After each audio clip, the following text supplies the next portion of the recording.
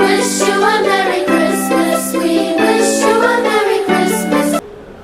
இந்த நாளிலும் மகிமை டிவி நேயர்களுக்கு என்னுடைய கிறிஸ்துமஸ் நல்வாழ்த்துக்களை நான் தெரிவித்துக் கொள்கிறேன். கிறிஸ்துமஸ் என்பது கடவுளின் அன்பு. யோவான் எழுதின சுவிசேஷம் 3ஆம் அதிகாரம் 16ஆம் வசனம் சொல்லுகிறது, For God so loved the world, He gave His own and only Son, that whoever believes in Him should not perish, but have eternal life. தேவன் தம்முடைய ஒரே பேரான குமாரனை விசுவாசிக்கிறவன் எவனோ அவன் கெட்டு போகாமல் நித்திய ஜீவனை அடையும்படிக்கு அவரை தந்தருளி இவ்வளவாய் உலகத்தில் அன்பு கூர்ந்தார். என்று உங்களை நேசிக்கிற ஒரு கடவுள் இருக்கிறார் என்பது உண்மை. தமிழ் பாடங்களிலே நாம் படித்திருக்கிறோம். கடவுள் என்பவர் கடந்து நிற்பவர். கடவுள் என்பவர் விருப்பு வெறுப்பு இல்லாதவர். God is a transcendental being.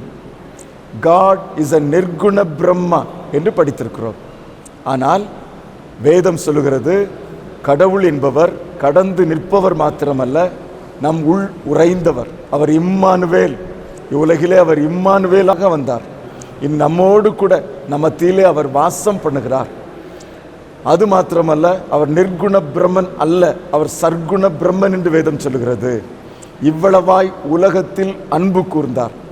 இன்றைய தினத்திலே கிறிஸ்துமஸ் செய்தி என்ன தெரியுமா? உங்களை நேசிக்கிற ஒரு கடவுள் இருக்கிறார். அவர் தன்மைகள் நிறைந்தவர்.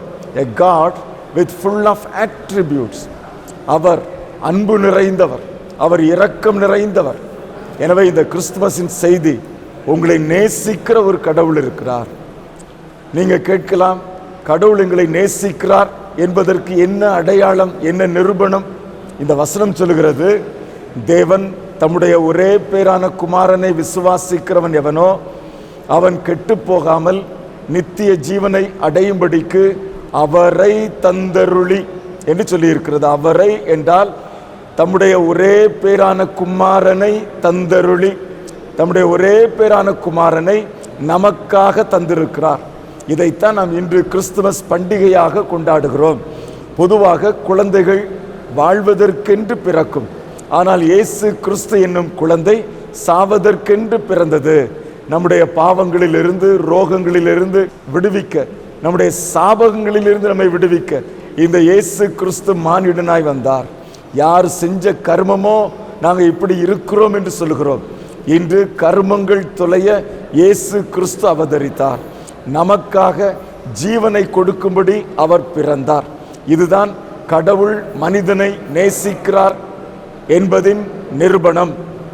நீங்கள் கேட்கலாம், கடவுள் எங்களை நேசித்ததினால் என்ன லாபம் என்று. இந்த வசனம் சொல்கிறது, தேவன் தம்முடைய ஒரே பேரான குமாரனை விசுவாசிக்கிறவன் எவனோ அவன் கெட்டு போகாமல் நித்திய ஜீவனை அடையும்படிக்கு என்று சொல்லியிருக்கிறது. கிறிஸ்துவின் பிறப்பினால் நமக்கு கிடைத்த பரிசு நித்திய ஜீவன், மாறாத வாழ்வு. இதை தேவன் நமக்கு அருளி செய்திருக்கிறார். இன்று உலகம் முழுவதும் அந்த சொர்க்கம் சேர வேண்டும், நாங்கள் நித்தியமாய் கடவுளோடு வாழ வேண்டும், செத்த பின் நாங்கள் சொர்க்கத்திற்கு செல்ல வேண்டும் என்றெல்லாம் எல்லா மதங்களும் சொல்லுகிறது. ஆனால் வேதம் சொல்லுகிறது, தேவன் மனிதன் மீது அன்பு வைத்ததினாலே இந்த நித்திய ஜீவன் பரிசாக கொடுக்கப்பட்டிருக்கிறது. நான் உங்களுக்கு சொல்லிக் கொடுத்தேன், உங்களை நேசிக்கிற ஒரு கடவுள் இருக்கிறார். கடவுள் உங்களை நேசிக்கிறார் என்பது உண்மை. தம்முடைய மைந்தனை இந்த உலகிற்கு மானிடனாய் அனுப்பினது நிமித்தமாய் அந்த தெய்வீக அன்பை அவர் நிரூபித்தார். அவர் என்னை நேசித்ததினால் நித்திய ஜீவன், அழிவில்லாத வாழ்வு எனக்கு பரிசாக கொடுக்கப்பட்டிருக்கிறது. இதைத்தான் இந்த வசனம் சொல்லுகிறது.